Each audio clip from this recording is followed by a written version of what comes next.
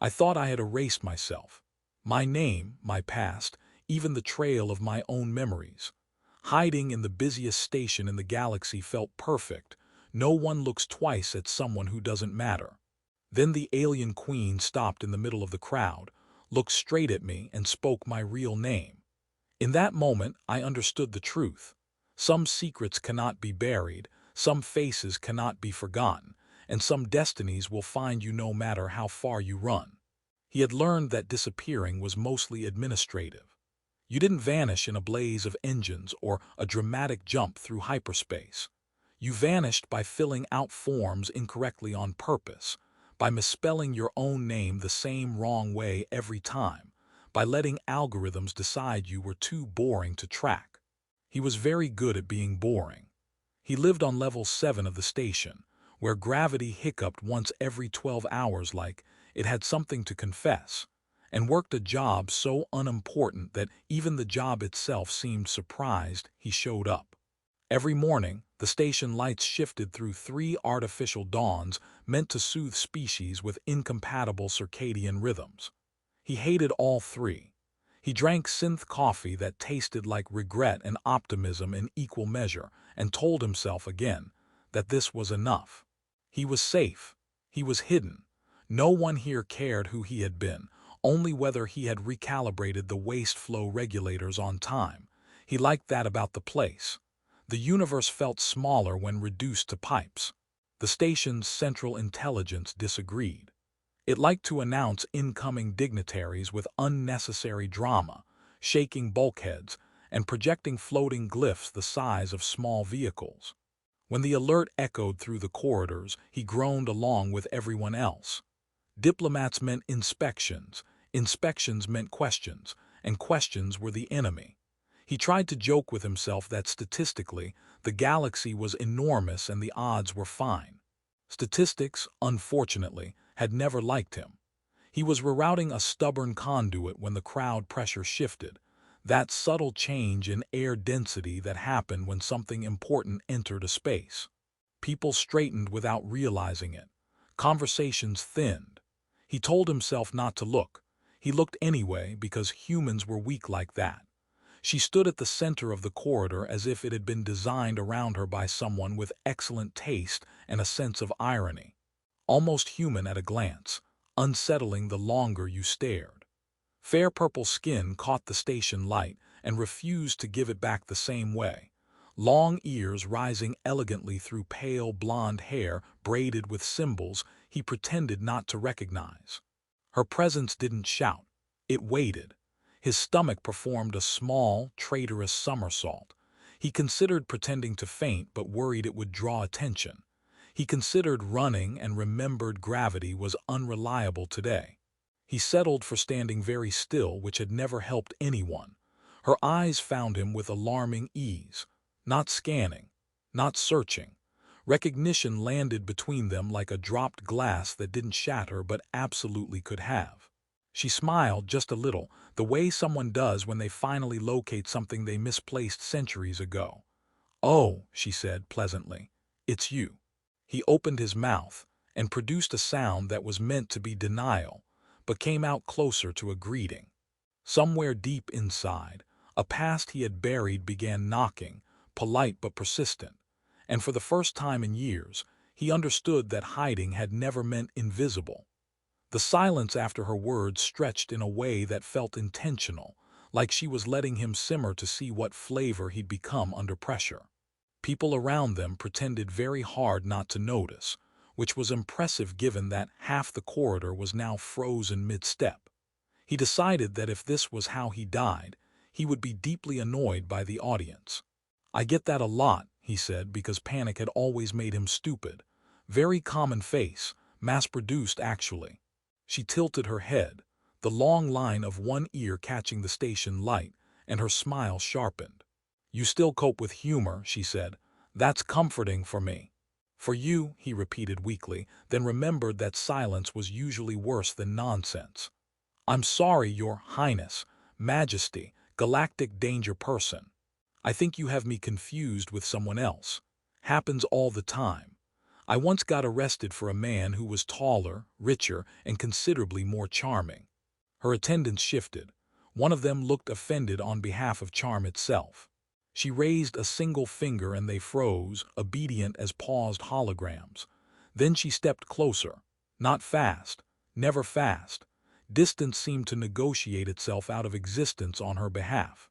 You erased your records, she said conversationally. You altered your neural signature. You even changed the way you stand.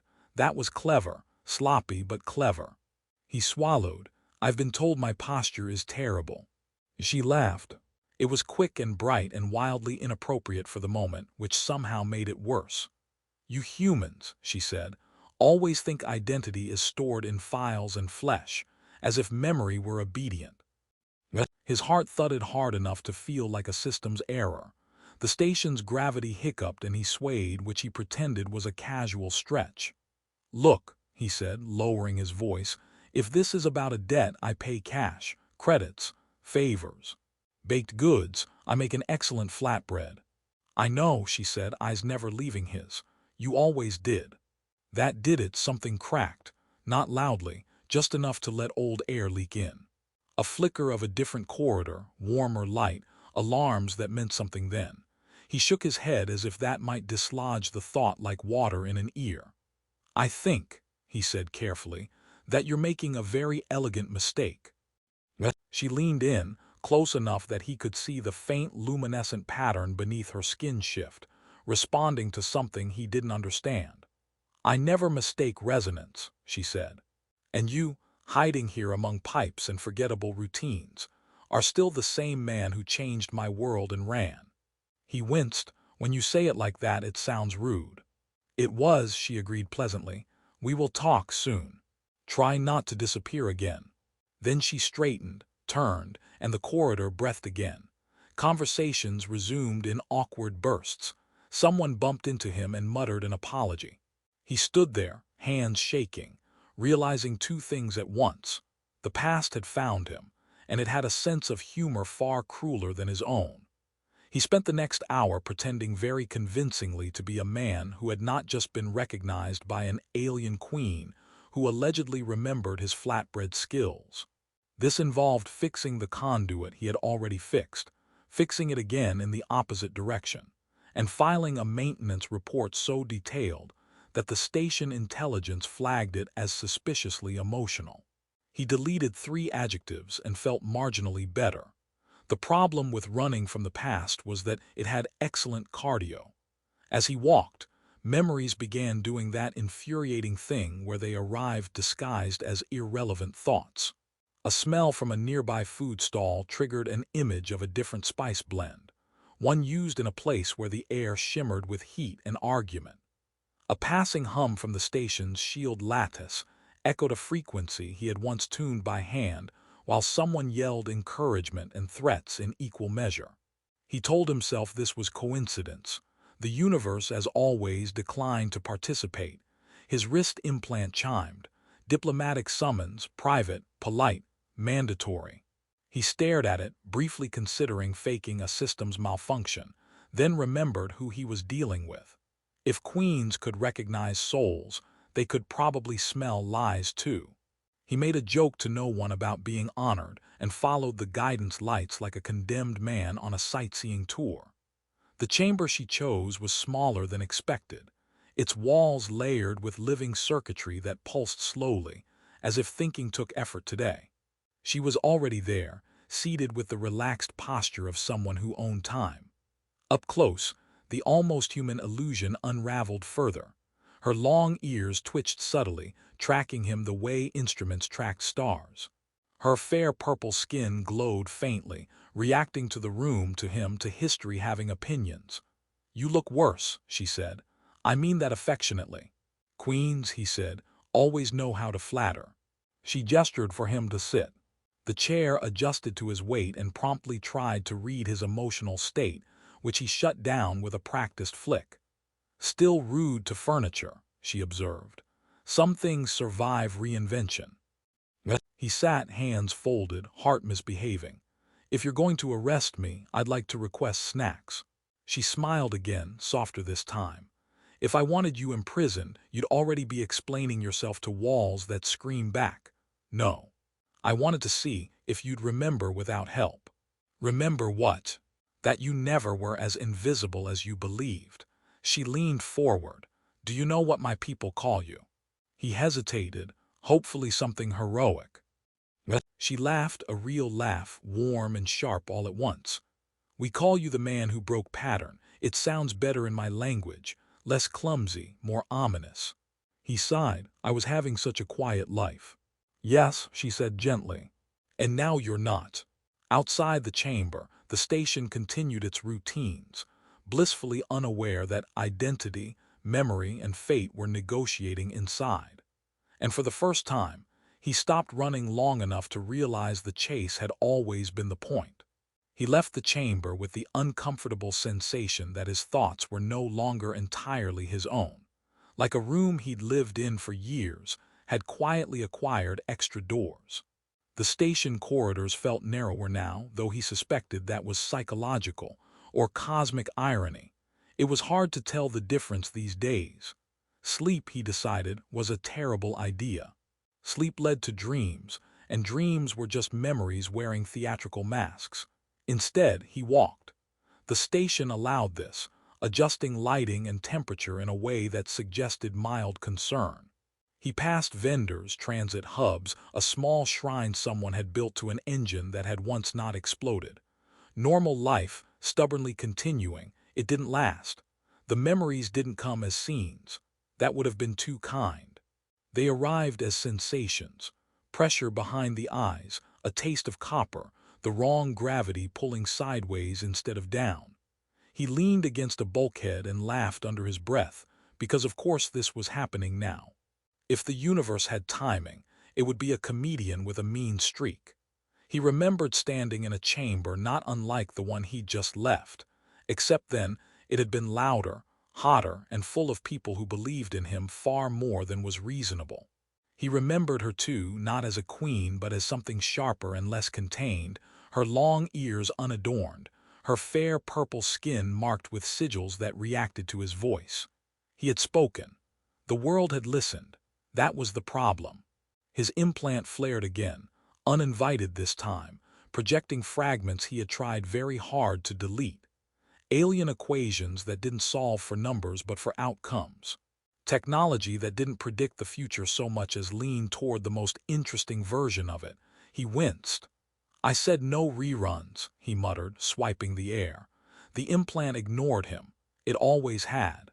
He ducked into a maintenance alcove, mostly because it was there and mostly because panic liked small spaces. Sitting on the floor, he pressed his palms to his eyes until stars appeared. Okay, he told himself. Okay, you broke a pattern.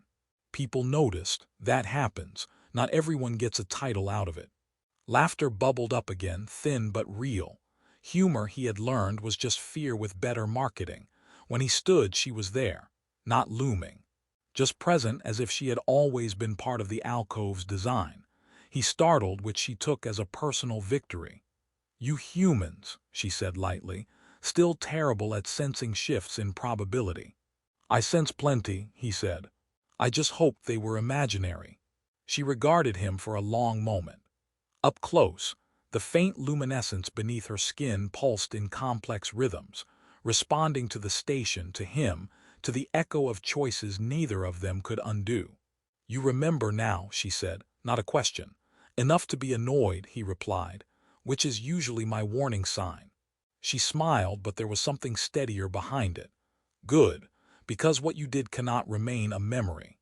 Patterns broken tend to keep breaking. He exhaled slowly. You know, he said, when I hid, I thought fate would at least have the decency to knock. She tilted her head. It did, she said. You just pretended not to be home. Somewhere deep inside him, the past stopped knocking and sat down to wait. They walked together without announcing it as a decision, which felt appropriate for two people who had already made worse choices by accident. The station seemed to hesitate around them, doors opening a fraction too early, lights dimming as if eavesdropping. He told himself this was normal behavior for a sentient megastructure. He told himself a lot of things lately. So, he said eventually, because silence had begun to feel smug, when you say I broke a pattern, are we talking minor inconvenience or existential catastrophe? She considered this with theatrical seriousness. On a scale from spilled ceremonial ink to rewrote our future mythology. He grimaced, I hate scales. Then you will love the answer, she said, both. That earned a laugh from him, sharp and surprised. It felt strange to laugh around her, stranger still that it felt allowed.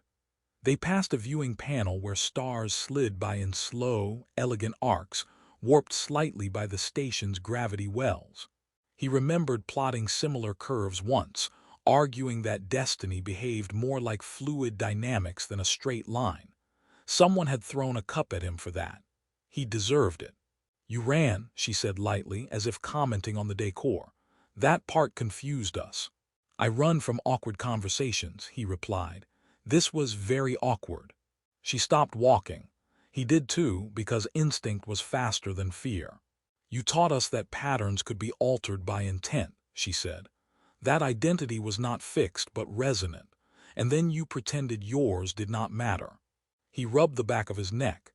In my defense, it mattered too much.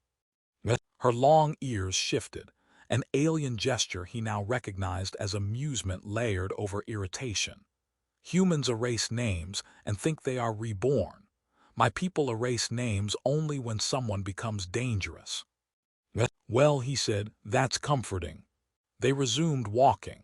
His implant pinged again, softer this time, syncing reluctantly with the ambient alien tech she carried like a second skin. Data bloomed in his peripheral vision. Probability maps, causal loops, jokes written into predictive algorithms because someone, apparently him, had thought the universe needed whimsy. Oh no, he muttered. I recognize this code. She smiled. You embedded humor into fate engines. We could not remove it. I did that once, he said, as a test. It tells jokes when calculating casualties, she said. He winced. Dark humor. Extremely. Despite himself, he laughed. The tension loosened, not gone but breathable. I didn't mean to become a legend, he said quietly. I just didn't want to be responsible for what came next. She stopped again, closer now, her presence warm and unnervingly familiar. Responsibility does not vanish because you refuse to look at it, she said. It waits, like memory, like me. He met her gaze and felt the truth settle, heavy but oddly precise. So what now, he asked. Trial, execution. Statues I don't deserve. Her smile turned sly. Now, she said, you help me fix what you started, and maybe tell me why humans think hiding is the same as surviving. He sighed, then chuckled. You're really bad for my quiet life. Yes, she agreed, but very good for your real one. The station hummed around them, stars drifting on, while destiny, irritated but patient, adjusted its aim. They did not fix what he started all at once, which was a relief. Catastrophes, he had learned, were easier to face when broken into manageable inconveniences.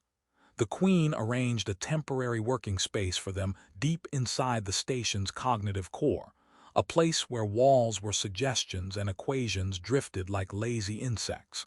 He stared at the shifting symbols and felt an old, unwelcome fondness. I hate to say this, he muttered, but I built something very similar once. She arched one pale eyebrow. You say that as if it comforts me. It shouldn't, he said.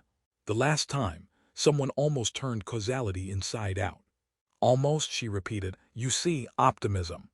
They worked side by side, not touching but constantly aware of each other's movements, like musicians who knew the same song but remembered different endings. Alien interfaces responded to her with reverence and to him with suspicion, occasionally flashing warnings in 3 languages and one emotional tone best described as judgmental. He apologized to a console at one point. It did not forgive him. As data flowed, the truth sharpened. The pattern he had broken had not been malicious. Worse, it had been hopeful. He had offered her people a way to step outside their rigid predictive structures, to choose outcomes instead of inheriting them. They had listened, they had changed, and change, it turned out, had consequences. You left before the feedback loop stabilized, she said quietly. He winced. In my defense, everything was on fire. Yes, she said, metaphorically. Also literally. A flicker of humor passed between them, thin but real. He scratched his chin, studying a spiraling causal knot. Okay, good news. The universe isn't ending. She leaned closer. And the bad news? The universe is improvising. She laughed then, a sound that startled him with its warmth. You taught us to improvise. I taught you badly, he said. I taught you like a human. They paused. For a moment, the only sound was the low hum of probability recalibrating itself. He felt the weight of what he had been avoiding settle properly on his shoulders, less crushing than expected. Responsibility, it turned out, was easier to carry when someone else acknowledged it existed. You know, he said, attempting levity, most people deal with their past by moving apartments, not galaxies. She smiled, softer than before. Most people do not change the fate of worlds. Clearly a design flaw, he replied. When the system finally stabilized, temporarily, precariously, the station lights shifted as if exhaling. He leaned back, exhausted, amused, and strangely present. So, he said, glancing at her, after this do I get to hide again? She met his eyes, long ears tilting in a gesture he now understood as both affection and warning. You were never hidden, she said. You were only waiting. For once, he didn't argue. The station returned to its ordinary rhythms with visible relief, as if it had been holding its breath for years on his behalf. Systems stabilized, probability curves smoothed into something resembling manners, and the central intelligence stopped slipping passive-aggressive comments into maintenance alerts. He took that as a sign of success. He stood at the observation deck alone, watching stars drift like thoughts he no longer tried to outrun. Somewhere behind him, negotiations concluded without explosions, which he considered a personal achievement. His implant was quiet now, no longer coughing up memories uninvited. They were still there, of course, but they felt organized, labeled, willing to wait their turn. You look disappointed, her voice said. He turned. She approached without ceremony, crownless, terrifying only in the way honesty often was. Up close, her fair purple skin reflected starlight softly, her long ears relaxed, no longer tracking threats, just listening. I was hoping fate would trip over itself one last time, he said, for nostalgia. She smiled. It already did, you survived. That does feel out of character for the universe. They stood together, not touching, not separate. The work was done. The pattern he had broken had been rewoven, not restored, but transformed into something flexible, alive. Her people would choose their futures now, without pretending choice was an illusion. And he would stop pretending that disappearance was a form of virtue. You could leave, she said gently. No one would stop you. He considered it. The old instinct stirred, then settled. I think, he said slowly, I'm tired of running. Also, I have excellent flatbread recipes that feel underutilized. She laughed and the sound echoed farther than it should have. You have changed. So have you, he replied. You used to threaten me more.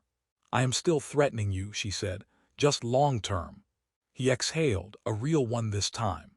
I used to believe identity was something you could erase if you were clever enough.